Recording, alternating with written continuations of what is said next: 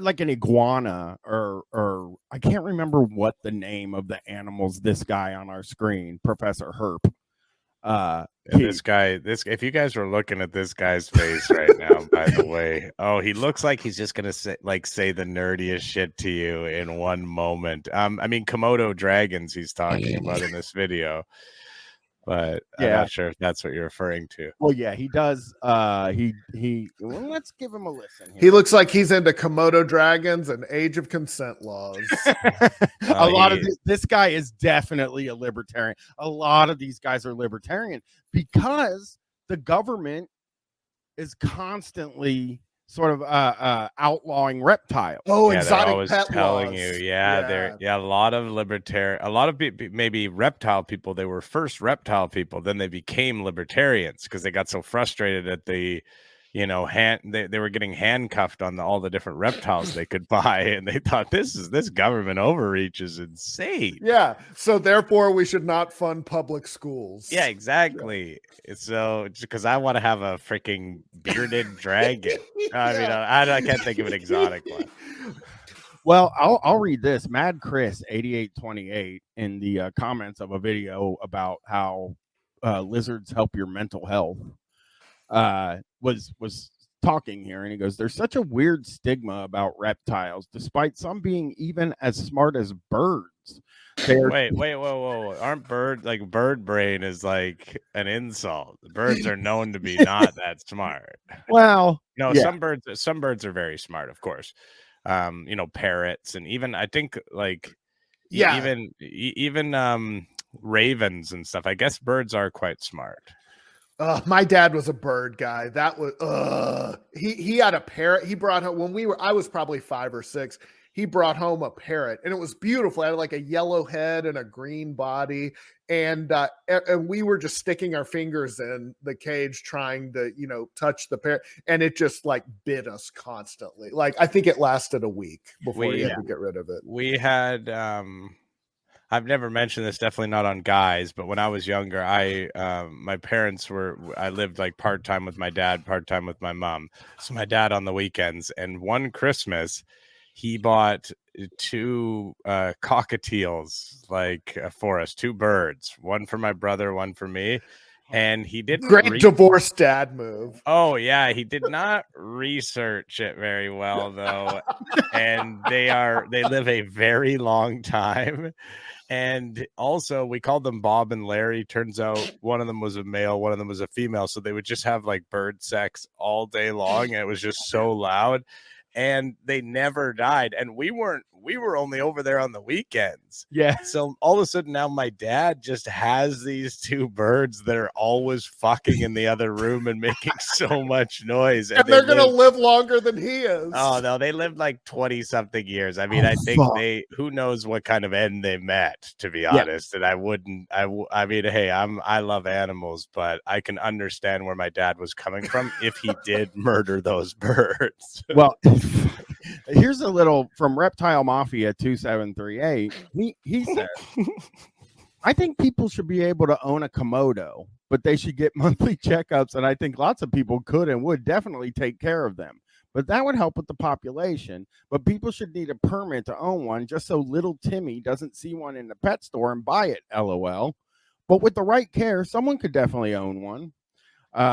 So, and then Mad Chris 8828 goes, this is a very complicated topic for me. On one hand, I understand some animals are dangerous in captivity and probably need proper training to keep. You think so? But on the other hand, people who don't care about the laws won't go and obtain a permit to properly care for them to begin with. So this is the gun argument, but for Komodo dragons. If reptiles are outlawed, only outlaws will have reptiles. Yeah, all of a sudden now only the bad people get to have Komodo dragons, all of the outlaws, and your good, hard-working reptile owners like me, we're the ones who suffer with not being able to have a Komodo dragon. By the way, Komodo dragon, you can make the argument, is more deadly than a gun. Oh, I mean, a Komodo dragon is a huge killing machine that, takes down huge prey. And I mean, listen, I think there definitely needs to be regulation on exotic animals. Yeah, because The idea of just being able to have your Komodo dragon, like, I don't know that my neighbor has a Komodo dragon. Like, what if I have children and stuff out in the yard? It's crazy because this woman here, so he goes, permitting is probably good for educational purposes, but I think people must hold their officials accountable for corrupt laws barring entry into buying animals too. This is a tough subject. I'm not sure what the best answer is. Great topic. So Ghost Strat Sarah goes, I was on the fence about Komodo dragons in private collections. Figured if they were bred in captivity, they'd be fine. And then I learned exactly what a Komodo dragon is. Oh, so I was totally fine with it. I thought, hey, this can't be a big issue. And then I looked up what the thing was that we were talking about. And I thought, oh boy, hang on a second. I mean, she describes how dangerous they are here in a minute, but he goes, no, they should not be kept as pets. I agree with requiring permits for dangerous animals. Komodo dragons, especially, I honestly think only zoos, scientists, and qualified sanctuaries should be legally allowed to have them captive. So Mad Chris comes back. Either way, people will obtain them anyway right now. Wouldn't be doing it legally. So first of all, I don't think you can obtain a Komodo dragon. I'm not totally sure. Wait, are they dangerous to people? Like, are they big enough to like Oh yeah, kill a human being? I don't know about kill a human being, but they're they're like 200 pounds. They're like, oh god, oh, they're most definitely large enough to severely injure but I think, yeah, and they would be taking down pets all day long, you know? Right. Well, Ghost Rat Sarah did reply to this. Only outlaws will be, able to do it. She goes, do you know just how insane Komodo dragons are? You bet your ass you got to be one of the richest people in the world to care for them properly and safely. Like, those things are the top land predators of the world. Not exaggerating. You get a tiny cut while near them and you're dead. All you have to do is trip when in the vicinity of one. And by vicinity, I mean within a mile. They run crazy fast. It can smell the smallest whiff of blood from an incredible distance. They're the great white sharks of the land. If someone properly owned one, it's only a matter of time before they or someone on their property dies a horrible death. Keeping a dragon as a pet is the equivalent of keeping a great white shark. You can't do it. So she gave us a little description of, the type of killing power they had. That's exactly what I needed. Yeah. This guy, Professor Herp, looks like he's going to get found dead in his house after 3 months when the cops have to kick in the door because he hasn't called his mom in weeks. That lady, by the way, I was just looking at it a little bit. That lady is being a little bit dramatic. Okay. They run, like 20 kilometers an hour. Like, they don't run that fast. And also, there's only been, like, they don't kill people regularly. In 2007, there was a young boy was killed on Komodo Island by a Komodo dragon, but that was the first time in 33 years. So it's not a super regular thing. It's not like, hey, you have a Komodo dragon, you're gonna be killed. Right, but they keep them off of like continents. Don't they? Like, there's not a Komodo dragon to see in the United States, I don't even think. Oh, no. Yeah, like in the wild, you mean? Yeah. Oh, no. At the zoo. Oh, I think there might be at the zoo. Yeah, there might be at the zoo. I don't know. Let's check in with some etiquette for being a reptile guy from Professor Herp. The name is so funny. He's got it on his shirt, right? By the way, he's pulling the Bubba the Love Sponge move. Great branding. Wearing his own shirt, and it's got like a little message. It says Professor Herp, but then the other part's too small to read, and it's got some horrible logo. Oh, the logo is a lizard with a graduation cap. A graduation cap. Wait, I thought you're the professor, though. Why are you? Well, I guess we're the lizards. I hope Pomp and Circumstance is playing in the background. This is he is, when you hear his voice, you will find out he's a certified guy. Should you contact a breeder without full intention of purchasing more? Good voice. Do you like the voice?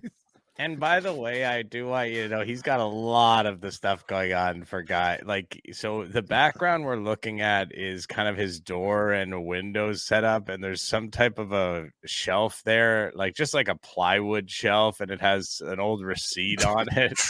Like, just various trash. And when I say like not really that far in the background, like very prominent in the video, there is a bunch of trash, like discarded trash. It's the only other thing in the video with them. This is the receipt. That's how close the trash is. That's a Petco receipt. Yeah, you can see what type of where he got it from. And of course it's a Petco receipt. This guy is what happens when dudes don't partner up and they get too old. They go feral like this. I do want to say I think he is partnered up. Yeah, he's got a girlfriend. Yeah, he's got a girlfriend. Definitely. This guy, he found somebody. Professor Herp. He does have an advanced degree. Mm-hmm. I will say that I know that herp is because reptile people are herpetologists, but you have to think outside of your small group of reptile people to what Professor Herp sounds like to a guy like me who just learned herpetologist like 3 days ago. Yeah, Professor Herp really, it sounds like, it sounds like some like silly way you would say the like or maybe it sounds like an STI or something like That's that. What it sounds like to me. Yeah, like something like that. It sounds like he's going to give you advice on flare-ups and how to manage them. Yeah, Professor Herp will. Hey, got a little itchier than usual down there. Contact Professor Herp. Let's learn some etiquette here. One of their animals. Should breeders answer questions from non-customers? Should breeders be more open about sharing their knowledge, sharing their facilities? I know a lot of people out there, especially probably a lot of breeders, disagree with that. Hey guys, how's it going? It's late here. I waited too late in the day to record, but I'm still getting this video out to you guys. The lighting might be a little off because of that. I don't usually record in here. Okay, so just out of curiosity, does the microphone you use shuts off at a certain time as well? And now you just have to go with the onboard, because this is a disastrous sound situation here, Professor Herp. I think if I'm Professor Herp doing this video, I'm taking the music out because of the mic issue, right? Like the background music is making it harder to hear him. Yeah, I think if I'm Professor Herp, I'm going to do a quick little tidy up as well of that shelf behind me and just get that receipt off of there and everything. He also has an urn over his shoulder, like he's about to summon the Undertaker. Oh, yeah. In this very sparse room that we're in, he does seem to have an urn, which is extremely fucking haunting. This does feel like I really like this aesthetic, which is early YouTube, like 50. This should be from like 15 years ago. Like this is like the 5th video ever posted to YouTube. Yeah, the lighting is clearly coming from just one side of the room, so it's like lighting one side of him kind of, and he recognizes that. Like he tried it a couple of times, and this is the best he could get the lighting, so he knows. He's like, I should mention it, I should say something about the lighting. It seems like the lighting is the light to light up the second shelf underneath the top one. It seems to be. It might be a light from like a aquarium or something like that. Even I don't know if he's in his. I've seen his aquarium room. It's in his garage. Oh, really? So he's got different. This is his urn room. Like this is his far away from his girlfriend or wife room. I feel like you're right. I think this is an aquarium light. I see a reflection in the door that looks like some sort of aquarium or something. That's what I think. It has something in there that is like requires that weird type of light or whatever. It might. This isn't where his actual aquariums are, but it's some type of a bin that has something in there, like something living, Yes. Yeah. It's his grow operation that he abandoned 6 months ago to get reptiles. He sold all of his weed and got rid. It's like Breaking Bad, but he was just selling his weed so he could own reptiles. Professor Herp. Well, sometimes I do, but hopefully it'll be fine. Today we're going to be talking about breeders, the etiquette with them. Etiquette? Did this motherfucker just say etiquette? I don't know. I sometimes get in trouble with this. Is that like a way you can pronounce it some places? No, I'm going back. Is About breeders. etiquette when you just stop being polite? Yeah. Here he goes. The etiquette with them. Oh, Professor Herp. Only read that word. He's He's never only heard the ever word read said it. out loud. Yeah, and he's been saying it that way for a long time, but it's like the people around him didn't say anything quick enough, and now they feel weird mentioning it. Everybody else at the call center doesn't have the heart to break it to him. All his Mhm. coworkers. Etiquette. I have never heard it pronounced. Like etiquette is a word that's out there. You know? Etiquette is a pretty famous word. Yeah. What they kind of owe to the community and such like that, and how you should really be approaching them. There's a lot of controversial questions I have here that I want to answer and talk to you guys about. Make sure you let me know what you think in the comments. I want to hear feedback on sort of my opinions. I think there's just a lot going on here, and I hear a lot of people who really don't know how to approach certain situations. So let's get to it. Before we do, make sure to check the top right-hand corner. I got my Professor Herp t-shirt. Reptile education humor. Passion. So that's what it says. Yeah. Reptile dot education dot humor dot passion. So That's cool. I didn't even know that he was going to do humor, so that is actually very cool. He is doing the weird like zoom in, that early YouTube thing where it's like the cuts are one like a little bit closer, so it's like a quick zoom almost. is it Nolan style? No, it's not Nolan. Nolan is like the slow zoom towards him this is like where it's like every cut he's doing, he's zooming it a little bit on the cut, so it gives it sort of that aesthetic. It's weird because he has all of those things going, but he doesn't have the audio or the video or the background or any of those things that you would associate with this type of video. No. It seems like he's doing it on his phone to me. Maybe. Yeah, he could be. It could just be a laptop, but it's whatever it is. He's very obviously using the onboard microphone. Yeah. And I even say it's not the phone because I think the onboard microphone on the phone would sound better than this. True. Let's hear the etiquette. Let's find out the etiquette of owning reptile. In the other day, tons of different designs up there for. All right. So he's got a lot of different designs. What's the level of Professor Herp? Like how many subscribers do you know? Do you have that information? Probably more than Opie. Yep. 13.4 thousand. Wow. Not bad. So he's doing okay. That makes me feel better about sort of goofing, laughing about him and stuff. He's doing okay. He's probably selling a couple of these shirts even. It's not enough to make a living, but just enough for him to waste his life, like trying to water this little garden because he's getting just enough interaction. But it might be all he's looking for. You know Maybe. what I mean? Yeah, I mean, hey, he's not looking to. I mean, obviously, he'd love to pop off and get into the big time, but maybe this is enough for him, and it's enough where you're not feeling like so many of these people. Hey, I'm just doing this for nobody. He's got real people who are watching this. He has an audience. Yeah, he's helping some people. He's annoying, and I'm really upset about his audio and video, but he is maybe helping people. Yeah, he's definitely not a Tyler Nolan, which is the top guy, or Clint's Reptiles, who is also another top guy. Okay, let's watch it. Can we learn a little bit? So you've learned about the guys that there is there's the one guy. What's the guy's name? Tyler Nolan. No, there's another guy who has so many like. Did I lose you, Chris? Oh no, you cut out, Chris. Oh, he cut. Sad. I cut out. Am I not? You're back. You're back.